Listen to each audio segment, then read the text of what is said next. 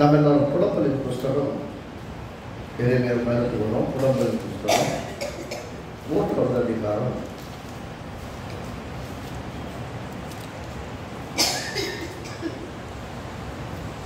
22 26 வரைக்கும் நான் வாசிக்கலாம். 22 புலம்பல் 3வது அதிகாரம் 22 எசேக்கியேலுக்கும் எரேமியாவுக்கும் நடுவில் இருக்கும். ஒரு சில பக்கங்கள் தான் ஆகும், அதனால் எடுத்துக்கொள்ளணும். புலம்பல் புஸ்தகம் 3வது அதிகாரம் 22 26 வரைக்கும் நான் வாசிக்கிறேன். நாம் நிர்மூலமாகாவது இருக்கிறது கர்த்தருடைய கிருபை, அவருடைய இரக்கங்களுக்கு முடிவில்லை. அவைகள் காலை போல் புதியவைகள். உமது உண்மை பெரிதாக இருக்கிறது. கர்த்தர் என் பங்கு என்று என் ஆத்துமா சொல்லும். ஆகையால் அவரிடத்தில் நம்பிக்கை கொண்டிருப்பேன். தமக்கு காத்திருக்கும் தம்மை தேடுகிற ஆத்துமாக்களுக்கும் கர்த்தர் நல்லவர். கர்த்தருடைய ரட்சிப்புக்கு நம்பிக்கையோடு காத்திருக்கிறது நல்லது. நம்பிக்கையோட காத்திருக்கணும். எதுக்கு? அவருடைய ரட்சிப்புக்கு. ரட்சிப்பு என்ன? வெற்றி அல்லது விடுதலை அல்லது சமாதானம், நன்மை. கர்த்தருடைய ரட்சிப்புக்கு காத்திருக்கணும். அதுக்கு முன்னாடி நிறைய புலம்புறாரு, அதுக்கு பின்னாடி நிறைய புலம்புறாரு. ஆனால் எப்படி சொல்றாருன்னா, அதுக்கு முன்னாடி பார்த்தீங்கன்னா வசனத்தை பாருங்க. சும்மா நிறைய விஷயத்தை பார்க்க வேண்டாம். 16 பாருங்க. அவர் என்ன எப்படி புலம்புறாரு. அவர் பருக்கை கற்களால் என் பற்களை நொறுக்கி பல்ல உடைச்சு, எப்படி பல்லெல்லாம் உடைச்சு என்னை சாப்பிடு புரள பண்ணிடு. எப்படியா? கத்தட்ட முன்னால பல்ல உடைச்சு தாரையில் விழுந்து சாப்பிடல விழுந்து புரள வச்சாரு. என் ஆத்மாவை சமாதானத்துக்கு தூரமாக்கி சுகத்தை மறந்த. சுகமா வாழ்றதுக்கு மறந்து போச்சு. எப்படியா? சுகமா வாழணும், அதுக்கு தான் இயேசு சிலுவையில் செய்து முடித்தாரு. அந்த மனுஷன் அப்போ சொல்லும் போது சுகம்னா என்னன்னே தெரியல அப்படின்னு மறந்து போச்சு. என் சுகமானது மறந்து போச்சு. அவர் தான் என் பல்ல உடைச்சி என்னை தரையில போன விட்டாரு. என் பலனும் நான் கத்திற்கு காத்திருந்த நம்பிக்கையும் அழிந்து போயிட்டு. நான் நம்பி காத்திருந்தேன், இது எல்லாமே அழிஞ்சு போச்சு. எட்டியும் பிச்சுமாகி என் சிறுமையையும் என் தவிப்பையும் நினைத்தவர்களும் என் ஆத்மாவை நினைத்து எனக்குள் முறிந்து போகுது. நல்லது செய்வார் காத்திருந்து என் உள்ளமே உடஞ்சு போச்சு. இதை என் மனதில் வைத்து நம்பிக்கை கொண்டிருப்பேன். எதை என் மனதில் வைத்து நம்பிக்கை கொண்டிருப்பேன்? பின்னாடி சொன்னாங்க 22 வாச்சோமே. இப்படி எனக்கு புலம்பல் இருக்கிறது. இன்னைக்கு நான் புலம்பிட்டு இருக்கிறேன். ஒருவேளை கிறிஸ்தவ விசுவாசிகளாகி நீங்கள் ஒருவேளை உங்கள் வாழ்க்கையில் கிறிஸ்துவை அறியாதவராக இருந்தாலும் உங்கள் வாழ்க்கையில் எனக்கு கசப்பு இருக்கு, எனக்கு வேதனை இருக்கு, கர்த்தர் தான் என் வாழ்க்கையில் இதெல்லாம் செஞ்சு என்னை கஷ்டப்படுத்துறாரு, என் பல்ல உடைச்ச மாதிரி, என் வாயில வார்த்தையே இல்லாமல் பண்ணி என் நம்பிக்கையே கெட்டு போங்க, என் ஆத்மாவுக்கு சமாதானமே இருக்க முடியல, என் மனசு சமாதானமே இருக்க முடியல, சமாதானம் நான் தூரமா இருக்கிறேன், சுகமே இல்லை, சுகமா இருக்கிறதுங்கிறது எனக்கு மறந்து போச்சு. ஒரு காலத்து சுகம்னா எனக்கு தெரியும். இந்த காலத்துல படி சொல்றீங்கன்னா சுகம்ங்கிறது சிறுவைனால் நான் சுகமானேன், தழும்புலாம் சுகமானேன் அப்படி வார்த்தை எதைப்ப என் குணமாக்குறான். இந்த அவசியம்னா எனக்கு மறந்தே போச்சு. ஏன்னா வியாதியா இருந்து இருந்து இருந்து இருந்து என்ன பழகி போச்சுன்னா, வியாதியா இருக்கிறது தான் நிஜம், சுகமா இருக்கிறது நிஜமே இல்லைங்கிற அளவுக்கு மறந்து போச்சு. என்ன பிரச்சனை? கர்த்தர் சுகத்தை தர விரும்பவில்லையா அப்படின்னா, சுகத்தை தர விரும்பாத கர்த்தர் அல்ல, சுகத்தை எடுத்துக்கொள்ள விரும்பாத கிறிஸ்தவ விசுவாசிகள். பிரச்சனை நம்ம கிட்ட. ஏன்னா சிலுவையிலே கர்த்தர் எல்லாவற்றையும் ஆயத்தப்படுத்தி வச்சுட்டார். பெற்றுக்கொள்ள வேண்டியது யார் வேலை? நம்ம வேலை. நான் ஏற்றுக்கொள்ள மாட்டேன்னு இருந்தோம்னா கர்த்தர் என்ன செய்ய முடியும் இல்லையா? கர்த்தரை பொறுத்த வரைக்கும் நான் இதை கொடுத்தேன்னு சொல்லிட்டாருன்னா கொடுத்தேன். அவர் வார்த்தையெல்லாம் மாற்றவே மாட்டார். நான் உங்களுக்கு ஆரோக்கியத்தையும் சௌக்கியத்தையும் வரப்படி சமாதானத்தையும் சத்தியத்தையும் வெளிப்படுத்துவேன்னு சொன்னா அவரை பொறுத்த வரைக்கும் சுகத்துக்கான வாக்குத்தத்தம் கொடுத்துட்டாரு, சமாதானத்துக்கான வாக்குத்தத்தம் கொடுத்தாரு. இவர மாதிரி சமாதானத்துக்கு நான் தூரமான வியாதி என்னை பிடிச்சிருச்சு எப்படி புலம்பிட்டு இருக்கிறது கிடையாது. ஆனா இது ஒண்ணு நம்பவே அப்படிங்கிறாரு. என்ன நம்புவாரா? என் ஆத்மாவை நினைத்து நினைத்து எனக்கு முறிந்து போகிறது. உடஞ்சே போயிடுறேன். ஆனாலும் இதை என் மனதில் வைத்து நம்பிக்கை கொண்டிருப்பேன். எதை மனதில் வைத்து? நான் நிர்மூலமாகாமல் இருக்கிறது கற்பனை இருக்கிறது. இன்னைக்கு உயிரோட வச்சிருக்கிறாருன்னா வாழ்றதுக்கான வழி கட்டணும். உயிரோடு இருக்கிறோம் என்ன அர்த்தம்னா, உயிரோடு இருக்கிறோம், நாளைக்கு நல்ல நாள் விடியும், நன்மையை காண்போம். தாவீது சொல்றான், நான் நன்மையை பார்ப்பேன் விசுவாசிக்காம இருந்து எனக்கு செத்து போயிருப்பேன், கெட்டு போயிருப்பேங்க. ஆங்கிலத்துல if I not believe to see goodness in the land I may be perished. பெரிசுனா அழிஞ்சே போயிருப்பேன். இந்த நிமிஷம் வரைக்கும் உங்களுக்கு அவ்வளவு சவால்கள், அவ்வளவு பலவீனங்கள், அவ்வளவு போராட்டங்கள், அவ்வளவு நிந்தனைகள், அவ்வளவு அவமானங்கள் மத்தியிலேயும் இன்னைக்கு உயிரோடு இருக்கீங்கன்னு என்ன அர்த்தம்? ஒரு நல்ல நாளை பார்ப்பேன் நம்பிக்கை தான். கர்த்தர் நல்ல நாட்களை தருவார் என்ற நம்பிக்கை தான். கர்த்தர் இதுவரைக்கும் கைவிடல. எத்தனையோ நல்ல காரியங்களை வாழ்க்கை செய்து வந்திருக்கிறார். இன்னைக்கு நான் போகிற பாதை கடினமா இருக்கலாம், என்னால நிர்வகிக்க முடியாத சவால்களா இருக்கலாம், என் பலனுக்கு மிஞ்சின போராட்டங்களா இருக்கலாம். ஆனா என் பலனுக்கு மிஞ்சின போராட்டங்களா இருக்கலாம். ஆனால் என் தேவனுக்கு மிஞ்சின பலன், என் தேவனுடைய பலனுக்கு மிஞ்சின போராட்டம் கிடையாது. என் பலத்துக்கு மிஞ்சின போராட்டம், ஆனா என் தேவனுடைய பார்வையில் அற்பமான போராட்டம். அந்த போராட்டத்தை ஈஸியா அவர் கடந்து போக செய்ய முடியும். என்ன சொல்றாரு? நான் நிர்மூலமாகாமல் இருக்கிற இவ்வளவு போராட்டம் வந்துச்சு, இவ்வளவு மழை வந்துச்சு, இவ்வளவு வெள்ளம் வந்துச்சு, இவ்வளவு புயல் வந்துச்சு, இவ்வளவு கரையோகமே முடியாதுன்னு நினைக்கிற அளவுக்கு நடந்துச்சு என் வாழ்க்கையில. ஆனாலும் கர்த்தர் இன்னைக்கு உயிரோட வச்சிருக்கிறாரே. பண தேவைகள், பொருளாதார தேவைகள், சமாதான தேவைகள், உங்கள் குடும்பத்தில் நடந்த போராட்டங்கள், பிரச்சனைகள், கண்ணீர்கள், வேதனைகள், நான் சமாதானமே கிடையாது, நான் வாழ்றதுக்கான வாய்ப்பே கிடையாது, இந்த வாழ்க்கை வாழ்றதோட செத்து போனா கூட நல்லா இருக்குன்னு யோசிக்கிற அளவுக்கு ஒரு பெரிய பாரத்தை உள்ளத்துல வைத்திருந்தாலும் மறக்காதீங்க, இன்னைக்கு உயிரோட வச்சிருக்கிறான்னா அந்த உயிரோட வச்ச தேவன் உண்மையாய் வாழவும் வைத்தார். நம்பிக்கையோட காத்து இருக்கிறது நல்லது அப்படி சொல்றாரு. அப்படி என்ன அர்த்தம்? நான் நிர்மூலமாக இருப்பது கர்த்தருடைய கிருபையே, அவருடைய இரக்கங்களுக்கு முடிவே இல்லை. Endless grace. கிருபைக்கு முடிவில்லை, அவர் நமக்கு காண்பிக்கிற இரக்கத்துக்கும் முடிவில்லை. சில சமயம் மனம் உடஞ்சி விசுவாசத்துல பேச ஆரம்பிச்ச வார்த்தைகளை நம்ம வாயே மாற்றி மாற்றி பேசுவோம். விசுவாசிட்டு இருப்போம், விசுவாசத்துல பேசுற நாட்கள் நடந்த நன்மைகள் நிறைய இருக்கும். சூழ்நிலையை பார்த்தோன்னே நம்முடைய வாயை தவற பேச ஆரம்பிக்கும். அவ்வளவுதான், முடிஞ்சு போச்சு. எல்லாரும் சொல்லுவாங்க அவ்வளவுதான், விழுந்தான், எந்திரிக்க மாட்டான். பாருங்க, உங்க வாழ்க்கையை பார்த்து நிறைய பேர் உங்க குடும்பத்தில் இருக்கவங்க கூட இனிமேல நீ மேல வர்றதுக்கு வாய்ப்பே கிடையாது, நீ மாட்டிக்கிட்ட அவ்வளவுதான் சொன்னாங்கன்னா மறக்காதீங்க, எந்த சூழ்நிலையும் தூக்குறதுக்கு கத்தக்கூட இருக்கிறார்.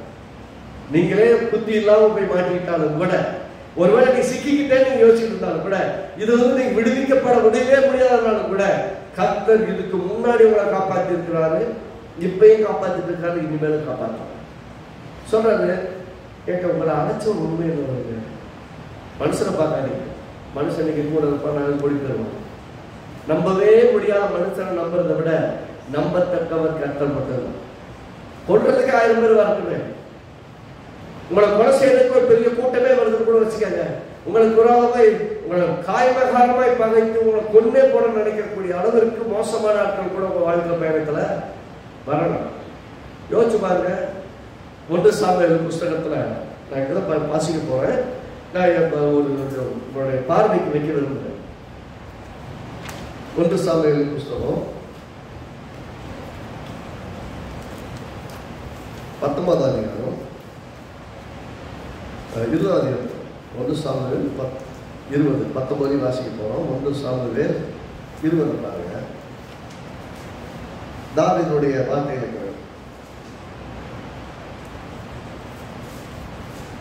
1 சாமுவேல் 20 19 வாசிப்போம். எல்லா இடத்துக்கும் சேர்ந்து வாசிப்போம்.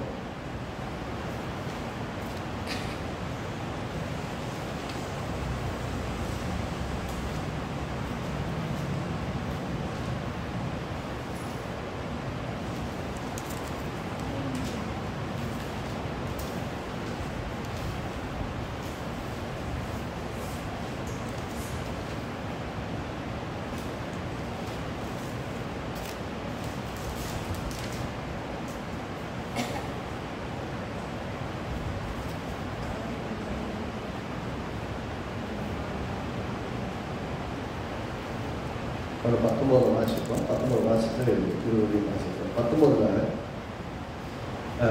9 வசனத்துக்கு வாசிப்போம்.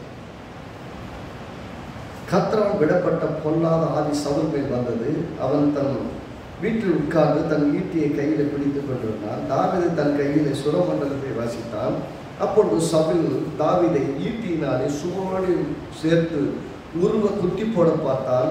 ஆனாலும் இவன் சவுலுக்கு விலகினாலே அவன் எரிந்த ஈட்டி சுவரிலே பட்டது. தாவீது அந்த ராத்திரி ஓடி போய் தன்னை தப்பு வைத்துக் கொண்டான். ஒருத்தருக்கு நன்மை செய்து கொண்டிருக்கிறான் ஒருத்தர்.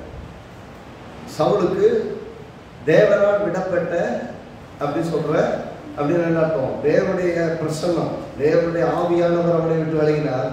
அதனால இப்ப என்ன கொஞ்சம் பேய் பூதுன்னு சொல்ல, இப்ப அசுத்த சக்தி உள்ள நிற்குது. என்ன செய்யுதுன்னா இவனை வெறித்தனமா பகைக்கிறான். இவனை சுரமண்டலத்தை வாசியத்தை குணமாக்க முயற்சி செய்யறான். ஆனா இவனை கொண்டு போடுவதற்காக ஈட்டியை கையில வச்சுக்கிட்டு எரிகிறான். அந்த எரியப்பட்ட ஈட்டி இவன் மேல் பட்டு விடாதபடி கொஞ்சம் ஒதுங்கிறான். ஒதுங்கினதுனால உயிரோட தப்பிக்கிறான். பாருங்க 3ஆம் வசனம் பாருங்க, 23 பாருங்க. சரி 23 3ஆம் வசனம் பாருங்க. அப்பொழுது தாவீது, உம்முடைய கண்களில் எனக்கு தயை கிடைத்தது என்று உம்முடைய தகப்பன் நன்றாய் அறிவார். ஆகையால் யோனத்தானுக்கு மனநோவு உண்டாகாதபடிக்கு அவன் இதை அறிய போகாது என்பார். மரணத்துக்கும் எனக்கும் ஒரு அடி தூரம் மாத்திரமே இருக்கிறது என்று கர்த்தருடைய ஜீவனை உம்முடைய ஜீவனை கொண்டு நிச்சயமாய் சொல்கிறேன். என்னவா மரணத்துக்கு அவனுக்கு எவ்வளவு தூரமா? ஒரு அடி தூரம். முன்னாடி உட்காந்து வாச்சிட்டு இருக்கிறான், ஈட்டியை கொண்டு எறிகிறான். ஆனா எரியிற அந்த தூரத்துல இமை கொண்டு அப்படி தப்பிக்கிறான். சொல்றான், மரணத்துக்கு எனக்கு ஒரு அடி தூரம் இருக்கிற ரொம்ப ரொம்ப ஷார்ட் டிஸ்டன்ஸ் தான் இருக்குது. ஆனா நல்லா கவனிங்க, மரணத்துக்கும் எனக்கும் ஒரு அடி தூரம் தான் இருக்குன்னு சொன்ன அவன் கையில ஒரு அடி தூரம் இல்லை, அதுக்கும் பக்கத்துல சவுளுடைய ஜீவனை கையில கொடுக்கணும். இவன் இவன் நினைக்கிறான் சவுல் என்னை கொண்டு போடுவான், சவுல் கொள்வதற்காக வெறியாய் இருக்கிறான். பாருங்க, எப்போ அந்த பயம் வரும்னு பார்த்தீங்கன்னா, சவுல் தேவனுடைய பிரசன்னம் இல்லாதனால பயம் அதிகமாக போச்சு. தேவனுடைய ஆவியாக கூட அதனால பயமாகி போச்சு. இவன் எங்கே நம்முடைய ராஜ்யத்தை தள்ளிட்டு ராஜ்யத்தை உட்காந்து பயம் வந்துருச்சு. பாருங்க, தேவன் அவனை அபிஷேகித்து வைத்திருக்கிறான். அபிஷேகிக்கப்பட்டவனை அழிப்பதற்கு எப்போதும் பிசாசு ஆட்கள் மூலமாக இயங்கிட்டே இருப்பான். ஆனா அவன் கையிலிருந்தெல்லாம் காப்பாற்றுறது கர்த்தருடைய ஆவியான ஒவ்வொரு முறையும் நம்ம இந்த இடங்களிலிருந்து விலைக்கு காப்பாற்றி கொண்டே இருப்பான். அவன் நல்லா பண்றானே அப்படி நினைக்காதீங்க, யோசிச்சு பாருங்க. தேவனுடைய பிரச்சனை உங்களோடு இருந்தா, தேவனுடைய ஆவியான உங்களோடு இருந்தா, பரவாயில்ல பார்த்தோம்ல, நீங்க ஆலயத்தை கட்டு, கர்த்தர் கூட இருப்பார். கட்டி முடிக்கிற வரைக்கும் கர்த்தர் கூட விட்டு விலக மாட்டார், கைவிட மாட்டார்னு சொன்னாரு. சில சமயங்கள் நம்ம செய்த காரியங்கள் செய்து முடிப்போமா நிறைய டவுட் இருக்கும். ஆனா கர்த்தர் உங்களை வச்சு ஆரம்பிச்சிட்டாருன்னா வேற வச்சு முடிக்க மாட்டான், உங்களை வச்சு தான் முடிப்பார். அப்பதான் சொல்ல தெரியும் உங்க கூட இருக்கிற தேவன் பெரிய தேவன், இல்லைன்னா எப்படி தெரிய போகுது? அப்ப உங்க கூட இருக்கிற பெரியவர்னா எப்படி கண்டுபிடிக்க முடியும்? கர்த்தர் உங்கள் மூலமாய் செய்கிற காரியங்கள் மூலமாய், உங்களுக்கு கொடுக்கிற பாதுகாப்பின் மூலமாய். அவனே சொல்றான், தாவீதே சொல்றான், கர்த்தரோடு கூட இருக்கிறான். சவுல் சொல்றான், என் குமாரனாகிய தாவீதே, நீ கர்த்தரால் ஆசீர்வதிக்கப்பட்டது, கர்த்தரோடு கூட இருக்கிறான்.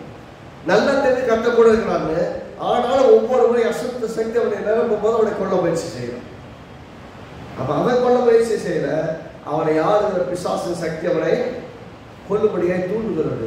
ஆனா ஒவ்வொரு முறையும் அவன் மனவேதனையை சந்திக்கிறான். தாவீது மனதற்கு அங்கங்க ஓடும் போதுல நிறைய சமயத்துல புலம்பி நிறைய சங்கீதங்கள் எழுதியிருக்கிறான்.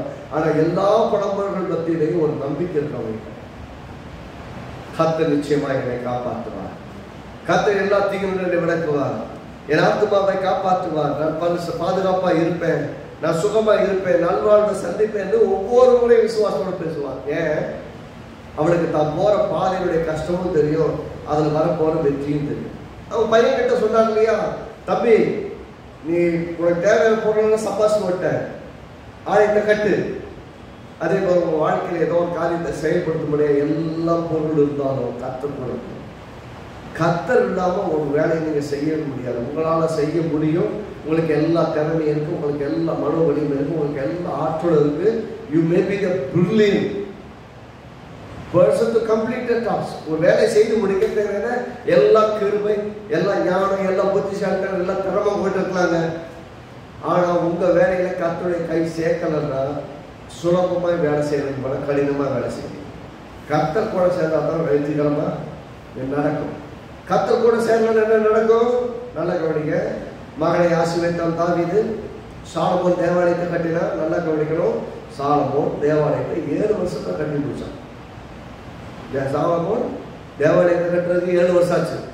ஆனா அவன் அரண்மனை கட்டினான் பாருங்க, 14 வருஷம் கட்டினான். எத்தனை வருஷம்? ஆலயத்துக்கு கொஞ்ச நாள் தான். சொந்த வாழ்க்கையை கட்டுறது, சொந்த வீட்டை கட்டுறதுக்கு 14 வருஷம். ஓகே, 14 வருஷம் ஒரு பெரிய அரண்மனை கட்டினா, அந்த அரண்மனையை யாரை கொண்டு போய் வச்சான்? அவன் வச்சிருந்த 1000 மனைவிமார்களையும் அவங்க சொந்தக்காரங்களெல்லாம் உள்ள வச்சான். 1000 மனைவிகளையும் சொந்தக்காரங்களை கொண்டு போய் உள்ள வச்சான். சரி, ஓகே. கடைசி வரைக்கும் என்ன நடந்தது? இவன் விசுவாச பயணத்தில் போகல. இவன் விசுவாசம் தடுமாறி தடுமாறி தடுமாறி கடைசி என்ன போச்சு? கர்த்தருக்கு பிரியமாய் ஆரம்பித்த வாழ்க்கை முடிக்கும் போது கர்த்தருக்கு பிரியமாய் அந்த மனுஷன் தன் வாழ்க்கையில தெரியுது, கர்த்தர் பெரிய ஞானத்தை கொடுத்துருக்கிறார். உலகத்துல இல்லாத, உனக்கு முன்னாடி அப்படி ஞானமா யாரும் கிடையாது, பின்னாடி யாரும் கிடையாது சொல்லிட்டாரு. அவ்வளவு ஞானம் இருக்கு. நல்லா கவனிக்கணும். பெரிய புத்திசாலி, ஆனா பண்ணதெல்லாம் முட்டாள்தான். நல்லா கவனிச்சு பாருங்க. கர்த்தருடைய ஆலயத்தை கட்டினத தவிர அவன் சிறப்பாய் ஒன்று செய்தான்னு சொல்லவே என்ன. அதுக்கப்புறம் பண்ணதெல்லாமே அவனுக்கு எதிராளிகளே கிடையாது. ஏன்னா எதிராளியுடைய பிள்ளைகள்லாம் அவனுக்கு மனைவி. எவெல்லாம் எதிராளியோ, எதிராளி எல்லாம் கல்யாணம் பண்ணி கொடுத்து, கல்யாணம் பண்ணிக்கிட்டு அந்த வீட்டை நம்ம உறவாக்கிட்டோம்னா அவன் நமக்கு எதிராளி கிடையாது. அப்படி ஆக்குறது கிடையாது. அவன் பண்ண தப்பு அப்படித்தான். கர்த்தர் அப்படி செய்யணும்னு சொல்லலை. இது அறிவீனமான செய்யும். நல்லா கவனிங்க. மிகப்பெரிய புத்திசாலி, பண்ணதெல்லாம் முட்டாள்தனம். யோசிச்சு பாருங்க. அவனுக்கு வந்த பிரச்சனைகளுக்கு அவன் கடைசி என்னத்தை சொல்றான் பாருங்க. அதையும் கவனிச்சிங்கன்னா, பிரசங்கியின் புஸ்தகம் 7ஆம் அதிகாரம் 28ஆம் வசனம் நீதிமொழிகளுக்கு அடுத்து வரும். பிரசங்கியின் புஸ்தகம் 7ஆம் அதிகாரம்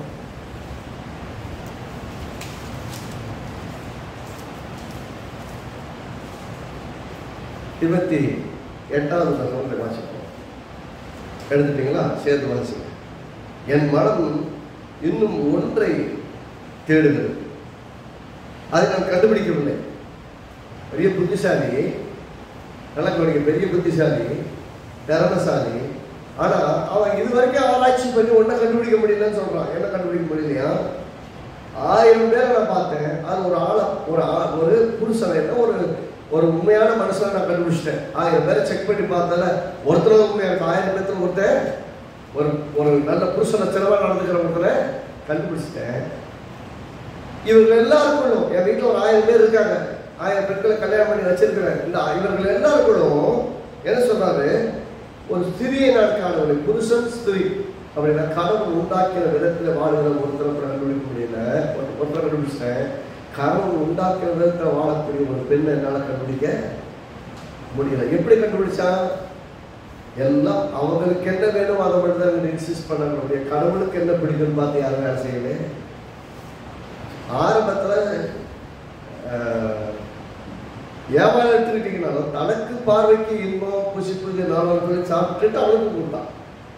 அப்பையும் தன் விருப்பத்தை நிறைவேற்ற தன் கூட கணவனையும் யூஸ் பண்ணிட்டான். இங்கேயே என்ன சொல்றான்? நான் பார்த்தேன்ப்பா, ஆதியில ஒரு புருஷனை ஆதாரம் உண்டாக்குறாரு. அவனை மாதிரி ஒருத்தர் கூட பார்க்க முடியுது. 1000 பேர் தேர்தல் ஒருத்தர் கண்டுபிடிக்க முடியுது. ஆனா எனக்கு கூட 1000 பேர் இருக்காங்க. அந்த 1000 பேர்ல ஒரு ஆளை கூட நான் ஒரு தேவன் உண்டாக்கிய விதத்துல இருக்கக்கூடிய ஒரு பெண்ணை கண்டுபிடிக்கணும். அப்படின்னா பெண்களே சரியில்லைன்னு சொல்லிட்டு போட முடியுமா? அப்படி கிடையாது. என்ன சொல்ல வருகிறார்கள் சொன்னா, என்னுடைய தேடுதலுக்கு என்ன பண்ணாங்கன்னா, தேடுறதுக்கு பதிலாக கூட வாழ்க்கையை இணைச்சு வச்சுருக்கேன். உங்களே தனியாக தெரியாம கண்டுபிடிக்க வாய்ப்பு இருக்கு. பெண்களை போய் தேடி பார்த்துருந்தா, பெண்களை பற்றி ஆராய்ச்சி பண்ணியிருந்தா கிடைச்சிருக்கு. யாரும் நல்ல ஒரு ஸ்திரியை கண்டுபிடிச்சிருக்கலாம். எல்லா பெண்களையும் தன்னுடையவனாக்கி கொண்டு தேடினா அப்புறம் என்ன கிடைக்கும்? கடைசி அவனுக்கு கிடைச்சதெல்லாம் விலைக்கினா. அதே பிரசங்கில 9ஆவது அதிகாரத்தில் 2-4 வரைக்கும் எல்லாருக்கும் எல்லாம் ஒரே விதமாய் சம்பதிக்கும். சன்மார்க்கனுக்கும் துன்மார்க்கனுக்கும், கர்த்தருக்கு உண்மையாக கர்த்தருக்கு பயந்து வாழ்றவனுக்கும், கர்த்தருக்கு பயப்படாமல் வாழ்றவனுக்கும், நற்குணமும் சுத்தமும் உள்ளவனுக்கு, நல்ல குணம் உள்ளவனுக்கும் சுத்தம் உள்ளவனுக்கும், பலியிடுகிறவனுக்கும் பலியிடாதவனுக்கும், அதாவது தேவனுக்கு தொழுது கொள்றவனுக்கும் தொழுது கொள்ளாதவனுக்கும் ஒரே விதமாய் சம்பவிக்கும். நல்லவனுக்கு எப்படியோ பொல்லாதவனுக்கும் அப்படியே. ஆணையிடுகிறவனுக்கும் ஆணையிட பயப்படுகிறவனுக்கும் சமமாய் சம்பவிக்கும். எல்லாருக்கும் ஒரே விதமாய் சம்பவிக்கிற சூரியனுக்கு கீழே நடக்கிறதெல்லாம் விசேஷித்த தீங்கமாதலால் மனுப்புத்தின் இருதயம் தீமையினால் நிறைந்திருக்கிறது. அவர்கள் உயிரோடு இருக்கும் நாளும் அவள் இருதயம் பைத்தியம் கொண்டு இருக்கிறது. பின்பு அவர்கள் செத்தவர்களிடத்தில் போகிறார். பைத்தியம் பிடிச்சு போய் வாழ்ந்து பைத்தியக்கார மாதிரி செத்து பரலோகம் போய் சேர்ந்துடுறாங்க. அப்படின்னு சொல்லி இதற்கு நீங்களாக இருக்கிறவன் யார்? எதுக்கு தப்பிச்சிருக்கிறவன் யாரு? உயிரோடு இருக்கிற அனைவரிடத்திலும் நம்பிக்கை உண்டு. உயிரோடு இருந்தா நல்லா கவனிக்க. உயிரோடு இருந்தா சொல்றாங்க, நான் உயிரோடு இருக்கிறது கர்த்தருடைய கிருபை சொல்றாங்க. உயிரோடு இருந்தா நல்லது. எதுக்கு நல்லது? அட்லீஸ்ட் இன்னும் கொஞ்சம் டைம் கிடைக்கும் மாறுறதுக்கு, தேவனை அறிந்து கொள்வதற்கு. இப்போதைக்கு தேவை என்னன்னா, ஒரு வேளை உங்கள் குடும்பங்களில் உங்களை சுற்றிலும் நீங்கள் வேலை பார்க்குற இடத்துல வாழ்கிற இடத்துல யாராவது ஆட்கள் சரியில்லாத ஆட்களை பார்த்தா அவங்களுக்காக நீங்கள் ஓடிக்கிட்டே இருக்காதீங்க. ஒன்று ஜெபம் பண்ணுங்க, ஆண்டவரே இந்த ஆள் மாறணும், இந்த ஆள் உயிரோடு வைக்க. தாவீது சொல்கிறான், ஆண்டவரே என் சத்துருக்களில் ஒருத்தன் கூட செத்துறக்கூடாது, என் எதிராளியில் ஒருத்தன் கூட சாகக்கூடாது, அவன் உயிரோடு இருக்கணும். நீங்கள் என்னை ஆசீர்வதிக்கிறதா அவன் பார்க்கணும். எப்படி எனக்கு விரோதமாக அப்படி போராடாங்க, செத்து போனா நல்லா இருக்கணும். அப்படி ஜெபம்ல ஒருத்தன் கூட சாகக்கூடாது, அவன் முன்னாடி நான் வாழணும். நான் வாழ்றத அவன் பார்க்காம போயிட்டாங்க, என் கூட நீங்க இருக்கீங்கன்னு தெரிய போயிடாங்க. ஆமென். அப்ப சத்தியம் என்னன்னா, மற்ற செத்து போன நம்முடைய வாழ்க்கையில ஆரம்பம் இருக்கக்கூடாது. நம்முடைய ஆரம்பமே எப்படி இருக்கணும்னா, எவ்வளவு சவால்கள் மத்தியில் இருந்தாலும் சரி, கர்த்தர் என்னை ஆசீர்வதிப்பார். நான் ஆசீர்வாதமாய் அவர்களுக்கு முன்னாடியே வாழ்ந்து காட்டுவேன். இனிமே வாழவே மாட்டான்னு நினைச்சவங்களுக்கு முன்னாடி நம்ம வாழ்றதுதான் கர்த்தருடைய ஆவியான உனக்கு கற்பிக்கிற பாடம். நான் இவ்வளவு கெடுத்தோம் யோசிக்க. தாவீது அவ்வளவு கொள்ள முயற்சி பண்ணியும் அவன் ராஜாவாக தீர்மானம் பண்ணின தேவனுடைய சித்தத்தை தடுக்க முடியல. நான் இன்றைக்கு உங்களை பார்த்து சொல்றேன், தேவன் உங்களை உயர்த்துவதற்கு தீர்மானம் பண்ணி உங்களை அழைத்திருக்கிறார். 1000 எதிராளிகளும் 1000 சூழ்நிலைகள் வந்தாலும் எல்லாமே ஒண்ணுமில்லாமல் போனதை போல இருந்தாலும் உங்க உயர்வை நீங்க வாழ்றதை தடுக்கவே முடியாது. ஆமென். அவ கர்த்தர் எதை செய்ய தீர்மானித்திருக்கிறாரோ கர்த்தருடைய கருத்துக்குள்ளாக அடங்கி இருக்கிற வரைக்கும் வெற்றி தான் சொல்றாரு. உயிரோடு இருக்கிற அனைவரிடத்திலும் நம்பிக்கை இருக்கு. உயிரோடு இருந்தா இன்னைக்கு கூட மாறலாம், இன்னைக்கு கூட ரட்சிக்கப்படலாம், இன்னைக்கு கூட கர்த்தரை எடுத்து பண்ணலாம், இன்னைக்கு கூட சத்தியத்தை எடுத்து பண்ணலாம், இன்னைக்கு கூட தேவனுக்காக வாழ்வதற்கு அர்ப்பணிக்கலாம். அப்படின்னா செத்து போனா பலன் கிடையாது. சொல்ற செத்த சிங்கத்தை பார்க்கிறோம், உயிருள்ள ராசி ராசி என்ன பரவாயில்ல. செத்த சிங்கம் என்னங்க? சிங்கம் செத்து போச்சுன்னா ஒரு பிரயோஜனம் கிடையாது. உயிரோடு வரைக்கும் ராஜா, காட்டுக்கே சிங்க ராஜா. ஆனா உயிரோடு வரைக்கும் தான் சிங்கத்துக்கு ராஜான்னு பேரு. செத்து போயிட்டா ராஜா கிடையாது. அது மாதிரி செத்த சிங்கம் ராஜாவா இருந்தாலும் பிரயோஜனம் கிடையாது. அதை விட உயிரோடு இருக்கிற நாய்க்கு நல்லது. நாயாலும் பரவாயில்ல, அதுக்கான வாழ்வுக்கு இது இருக்கு, உயிரோடு இருக்க வாய்ப்பு இருக்கு. இப்ப ஆராய்ச்சி பண்ணி நிறைய விஷயம் நல்லபடிக்கு அதான் நடக்குது, கெட்டவனுக்கு நடக்குது. ஒரு புக் ஒன்று இருக்குது, Why Bad Things Happen to the Good People. நல்லவங்களுக்கு கேட்க கெட்டது நடக்குதுக்கு ஒரு புக் இருக்கு. அது முடிஞ்சா ஆங்கிலத்தில் தான் இருக்குது, அதை டிரான்ஸ்லேட் பண்ணிக்கலாம் இருக்குது. முடிஞ்சா கிடைச்ச வாசி. நிறைய புக்ஸ் வச்சிருக்கேன், நல்லா சுத்தம் பண்ணும்போது ஒரு லைப்ரரி மாதிரி வைக்கணும்னு ஆசைப்பட்டேன். நிறைய புக்ஸு படிக்கிற மாதிரி நிறைய ஆங்கிலத்தில் தான் இருக்குது. நிறைய படிக்கிறதுக்காக வாங்கி வச்ச புத்தகம் அதெல்லாம் வச்சோன்னா வந்தாங்கன்னா உட்காந்து ஆள் ஜவுமனை வராங்கன்னா உட்காந்து புக் எடுத்து படிச்சுட்டு வந்து வீட்டுக்குள்ள இருந்து படிக்கலாம். படிச்சுட்டு கொண்டு வந்து மக்காம வைக்கணும். நான் பயன்பட்டது போல மற்றவங்க பயன்பெறணும்னு படிச்சுட்டு கொண்டு போய் வச்சுட்டு கொண்டு வந்து திரும்ப வச்சுட்டாங்கன்னா மற்றவங்களுக்கு யூஸ் ஆகும். நீங்கள் நோட்ஸ் எடுத்துக்காங்க உங்களுக்கு தேவையான. இங்க சொல்ற செத்து போன சிங்கத்தை பத்தி பேசாதீங்க, முடிஞ்சு போச்சு. அது நடந்து முடிஞ்ச வாழ்க்கையில போனதை மறந்துருக்கேன், விட்டுருக்கேன், அது முடிஞ்சு போச்சு. நடக்க போகிறதுக்கு இன்னைக்கு உயிரோடு இருக்கிற ஆண்டவர் இன்னைக்கும் என்னை உயிரோடு வைத்திருக்கிறது என்றால் என்னை வச்சு நீங்க செய்யணும்னு நினைச்சிருக்கிறத செய்வதற்காக தான் என்னை வாழ வச்சிருக்கீங்க, என்ன கொண்டு செஞ்சு முடிப்பீங்க. அப்போ உயிரோடு இருக்கிறது ரொம்ப முக்கியம். செத்து போன ஒன்றும் பண்ண முடியாது. அப்படின்னா செத்த சிங்கத்தை விட உயிரோடு இருக்கிற நாய் பரவாயில்லைங்கிறாரே, அது மாதிரி தான் செத்து போறத விட உயிரோடு இருக்கிறது நல்லது. பவுல் அப்படிதான் சொல்றாரு, நான் செத்து போறதை விட உயிரோடு இருக்க விரும்புறேன். ஏன்னா செத்தான பரலோகத்தை போய் இப்படி உட்காந்துருவேன், எனக்கு பிரச்சனை இல்லை. ஆனா நான் உயிரோடு இருந்தா உங்களுக்கு இன்னும் அதிகமா போதிப்பேன், இன்னும் உங்களை கற்றுக்கொள்ள நடத்துவேன், இன்னும் எனக்கு அதன் மூலமா நீங்க அநேக விசுவாசத்தை கற்றுக்கொள்வீங்க. அதுக்காக நான் உயிரோடு இருக்குன்னு ஆசைப்படுறேன். அவனுடைய ஆசை ரொம்ப அருமையான ஆசை, கத்துக்கு அது பிரியம். ஆனால் அதான் பார்த்தீங்கன்னா நடுவில் சாகலை. மற்ற மாதிரி சிறைச்சேதம் பண்ணாங்க, அதை பண்ணாங்க, இதை பண்ணாங்க, அப்படி சாகலை இருந்தாங்க. அப்போஸ்தலனாகிய பவுல் சொல்றாரு, நல்ல போராட்டத்தை போராடினேன், ஓட்டத்தை முடிச்சுட்டேன், இப்போ ரெடியாக இருக்கிறேன், நான் வர ரெடி. நான் செய்ய வேண்டிய வேலையெல்லாம் செஞ்சுட்டேன், நிறைய சபைகளை ஸ்தாபிச்சிட்டேன், நிறைய சபைகளுக்கு போதிச்சுட்டேன், நிறைய விசுவாசிகளை எழுப்பிட்டேன், நிறைய ஊழியக்காரர்கள் எழுப்பிட்டேன், நல்ல போராட்டத்தை போராட்டேன். போராட்டத்தெல்லாம் ஆட்டி ஒத்த எல்லாம் நடந்தது தான். ஆனால் கடைசி வரைக்கும் இதை கிக்கத்த கோர்ஸ் எங்கே போகணுமோ அதுக்கு நேரம் போயிட்டே இருந்தாலும் தான் கடைசி அதை முடிச்சிட்டேன். நல்ல போராட்டத்தை போராட்டு ஓட்டத்தை முடிச்சுட்டு விசுவாசத்தை காத்துக்கொண்டேன். இப்போ எனக்கு நீதி ஜீவ கிரீடா காத்துக்கிட்டு இருக்கு. அந்த நிச்சயத்தோடு மறிக்க போகிறான். இப்போ நான் மறிக்க ரெடின்னு சொல்ற ஒரு நாள் இருக்கு பார்த்தீங்களா, அந்த நாள் எப்படி இருக்குன்னா நீங்க சக்சஸ்ஃபுல்லாக முடிச்சிருக்கணும். சக்சஸ்ஃபுல்லாக முடிக்கலைன்னா அந்த சில சமயமெல்லாம் சில சூழ்நிலைகள்லாம் நடக்கும்போது என்னடா இப்படியே போயிட்டு இருந்தா என்ன அது அப்படின்னு யோசிக்கிற மாதிரி இருக்கும். உடனே இல்லை இல்லாண்டவங்க ஏதோ பெருசாக வச்சிருக்கீங்க, அதெல்லாம் நீங்கள் சொன்னதெல்லாம் ஒன்று கூட ஆரம்பிக்கவே இல்லை. எப்படி சொன்னதெல்லாம் இன்னும் ஆரம்பிக்கவே இல்லை. எங்கள் கையை கொண்டே நான் இடிச்சிருந்தாலும் சரி, திரும்ப எங்கள் கையை கொண்டே எனக்கு கட்டுவீங்க. ஆமே, எங்களுடைய அறியாமை, புத்தி இல்லாத செயல்கள், உங்களுடைய நோக்கத்துக்கு விரோதமான செயல்கள், ஒருவேளை இப்படி சூழ்நிலையை உருவாக்கியிருந்தாலும் கூட, வாழ்க்கையெல்லாம் இழந்திருந்தாலும் கூட ஒன்றை கூட நடக்க மாட்டேன், எல்லாத்தையும் ரெஸ்டோர் பண்ணி தருவேன். ஏன்னா கர்த்தருடைய நோக்கத்துக்காக வாழ்றவங்க வாழ்க்கையில் எல்லாருமே அவ்வளோதான் முடிஞ்சு போச்செல்லாம் கிடையாது. ஒரு பெரிய நோக்கத்துக்காக வாழ்றோம் போறோம்னா அந்த நோக்கங்களை நிறைவேற்ற தேவையான கிருபையை, அபிஷேகத்தை, பலன்களை, வல்லமையை, ஆற்றலை எல்லாத்தையும் கர்த்தரு தருவார். அவர் ஒருபோதும் கைவிடவே மாட்டார். இப்போ அதே பிரசங்கில 6வது அதிகாரத்தை எடுத்துக்கொள்வோம். 6வது அதிகாரம் பிரசங்கி 6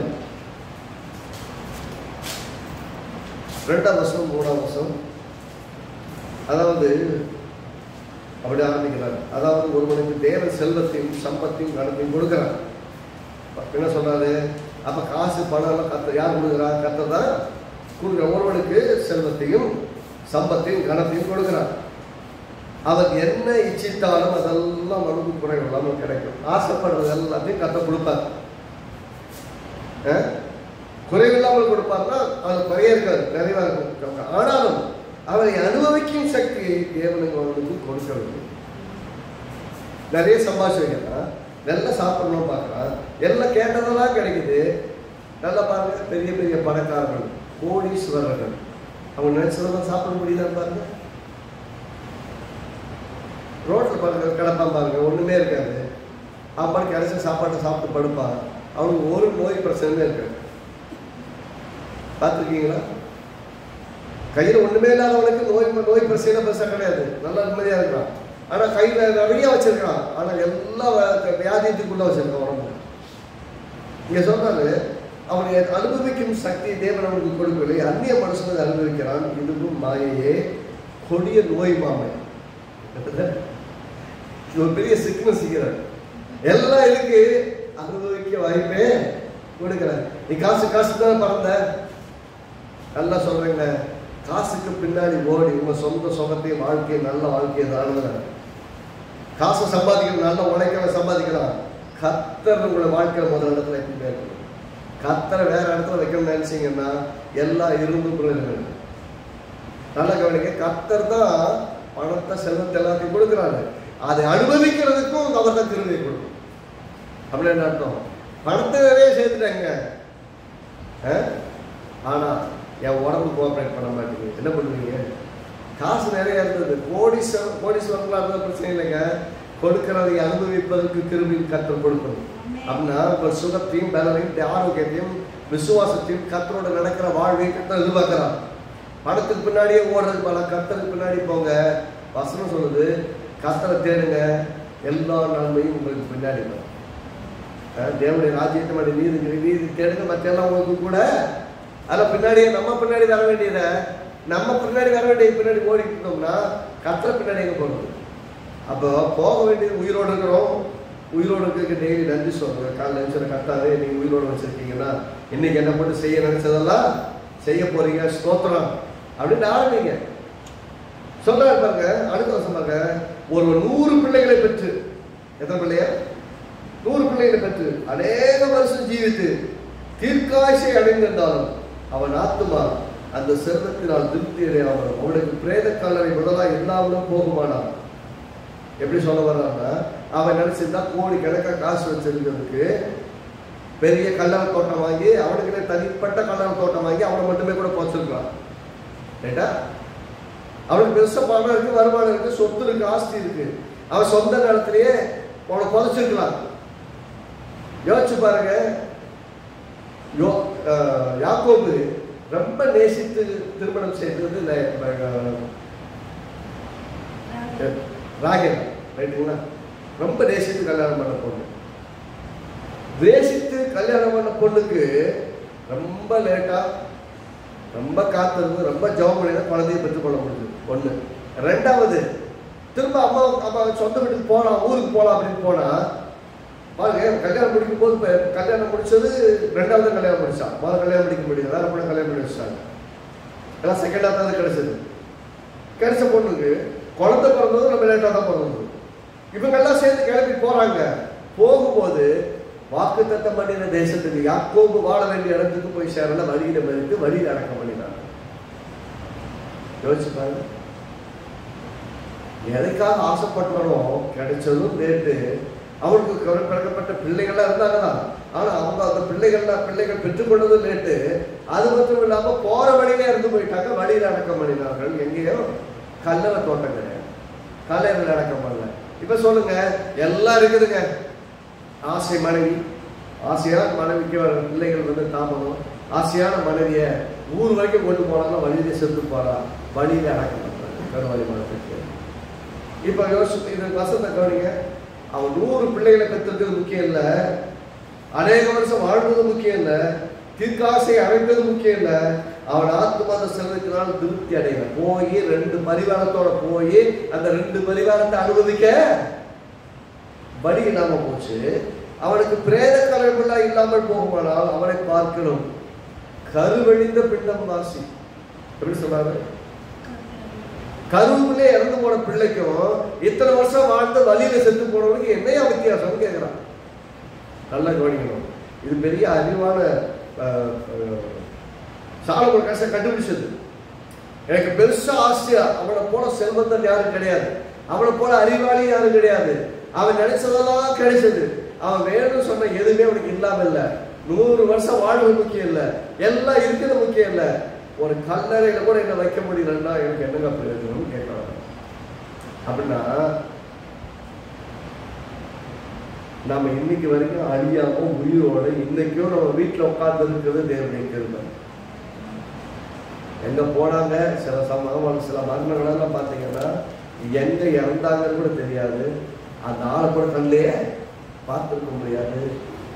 அகால மரணங்கள் அப்படியே கூடு மாதிரி நொறுங்கி போன காரியங்கள்லாம் கூட இருக்கு, தண்ணியில முழுகி போன காரியங்கள் இருக்கு, அது ஒரு உடம்ப கூட எடுக்க முடியாத காரியங்கள்லாம் இருக்கு. மலேசியா விமானம் விபத்தாச்சு, ஒரு உயிரோடு இருக்கல, ஒருத்தரை கண்டுபிடிக்க முடியல.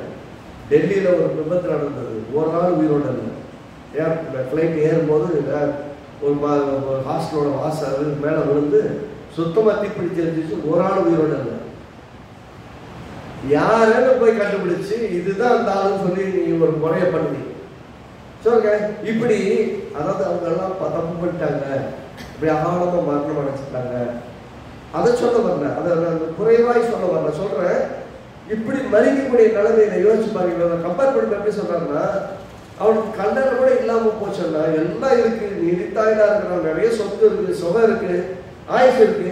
ஆனா அவன் நம்ம மறிக்கிற நிலைமை மறித்து அவனோட கல்லறை கூட இல்லாம போச்சோன்னா அவனை விட கருவுக்குள்ளே அழிஞ்சு போன அந்த கருவுக்கும் இவனுக்கு எந்த வித்தியாசமே இல்லை.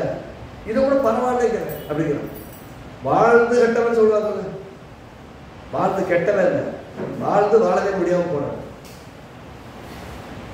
இங்க நம்ம புரிந்து கொள்ள வேண்டியது இந்த வசனங்கள் இருந்து கர்த்தர் நமக்கு கிருபையை கொடுத்து உயிரோடு வச்சிருக்கிறேன். என்ன சொல்லுங்க, நீ உயிரோடு வச்சிருக்கிறேன், இன்னைக்கு உயிரோடு இருக்கிறேன்னா இன்னும் என்னை கொண்டு சேவை செய்கிறேன். அந்த நாளை எதிர்பார்க்க ஆரம்பிக்கணும், அதுக்காக வாழ ஆரம்பிக்கணும், அதுக்காக அர்ப்பணிக்க ஆரம்பிக்கணும். இப்போ நம்ம ஆரம்பிச்ச இடத்துக்கே வரணும், புலம்பலின் புஸ்தகத்துக்கே வரணும்.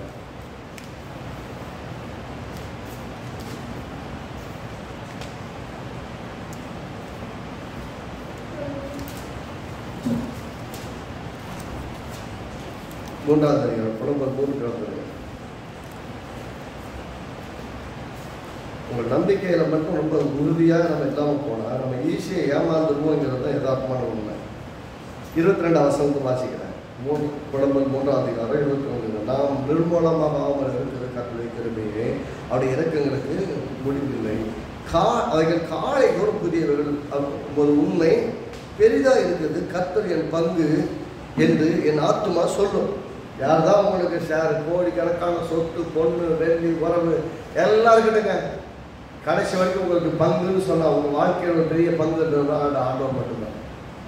எல்லாம் இருப்பாங்க, இருக்கவங்களாம் நம்ம விட்டு போயிடுவாங்க. எப்பயும் நம்முடைய வாழ்க்கையில் பங்கெடுத்து இருக்கிறவர் ஆண்டவர் மட்டும்தான் சொல்கிறாரு. ஆகையால் அவருடைய இறக்கங்கள் முடிவில் அவைகள் காலையில் ஒரு திருவை பெய்தா இருக்கிறார். கர்த்தர் என் பங்கு என்று என் ஆத்துமா சொல்லும். ஆகையால் அவரிடத்தில் நம்பிக்கை கொண்டிருப்பேன். என் வாழ்க்கை அவருக்கு தான் பொறுப்பு இருக்கு, அவர் மேல் நம்பிக்கையா இருப்பேன். தமக்கு காத்திருக்கும் தம்மை தேடுகிற ஆத்துமாக்களுக்கும் கர்த்தர் நல்லவர். சொல்லுங்க, கர்த்தர் நல்லவர். கர்த்தர் கெட்டவர் கிடையாது. உங்க வாழ்க்கையில் நடக்கிற எல்லா அசம்பாவிதங்களுக்கும் கர்த்தர் பொறுப்பாளி அல்ல. உங்களுக்கு நிறைய காசு கொடுத்து கர்த்தர் கெடுத்துட்டார் பாருங்க. ஒரு சமயத்துல வேலை இல்லாமல் இருப்பாங்க, ஜோம் பண்ணுங்கன்னு சொல்லுவாங்க, கர்த்தர் வேலையை கொடுப்பாரு. வேலை கிடைச்சதுக்கு அப்புறம் கர்த்தரை விட்டுருவாங்க. கர்த்தர் வேலை வேலை வேலை வேலை என்ன கர்த்தருக்கு முக்கியத்துவம் கொடுக்காம போயிட்டாங்கன்னா கொஞ்ச நாளுக்கு அப்புறம் அந்த வேலையே பெரிய பாரமாகும். கர்த்தர் கூட வேலை செய்யணும்ல, செய்யறதுக்கு தேவையான ஞானத்தையும் வேலையும் கிருபையும் விவேகத்தையும் கொடுக்கலாம். அப்பதானே அந்த வேலையை கூட சக்சஸ்ஃபுல்லா செய்ய முடியும். அப்போ நிறைய சமயங்களை நம்முடைய முதன்மைப்படுத்துதல், ப்ரியாரிட்டி எதை வைக்கிறோம் அப்படிங்கிறது ரொம்ப முக்கியம். இங்க சொல்றாரு, தமக்கு காத்திருக்கும் கர்த்தர் தேடுகளுக்கும் தம்மை தேடுகளுக்கும் ஆத்மாக்கும் கர்த்தர் நல்லவர். கர்த்தருடைய ரட்சிப்புக்கு நம்பிக்கையோடு காத்திருக்கிறது நல்லது. பின்னாடியே சொல்றார், அந்த இளம் பிராயத்தில் முகத்தை சுமக்கிறது மனுஷனுக்கு நல்லது. வாலிப வயசுல கஷ்டங்களை அனுபவிக்கிற மனுஷனு நல்லது அப்படிங்கிறார். அப்படின்னு என்ன அர்த்தம்? இன்னைக்கு படுற கஷ்டங்கள் எல்லாம் நம்ம எதிர்காலத்தில் எப்படி வாழணுங்கிறதுக்கு ஒரு பெரிய படித்தத்தை, ஒரு வழிகாட்டுதல் உண்டாக்கும். ஆமா,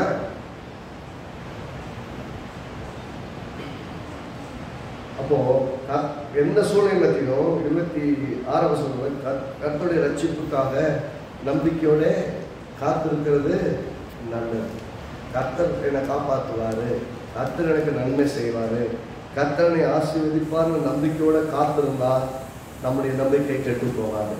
அவை கர்த்தர் நமக்கு நன்மைகளை செய்வார், ஆசீர்வாதங்களை கொடுப்பார், தேவன் பெரிய மாற்றங்களை கொடுப்பார். விசுவாசத்தோடு காத்திருப்போம், விசுவாசத்தோடு ஜெபிப்போம், விசுவாசத்தோடு சுதந்திரத்துக் கொள்வோம். கர்த்தர் நல்லவர். அவை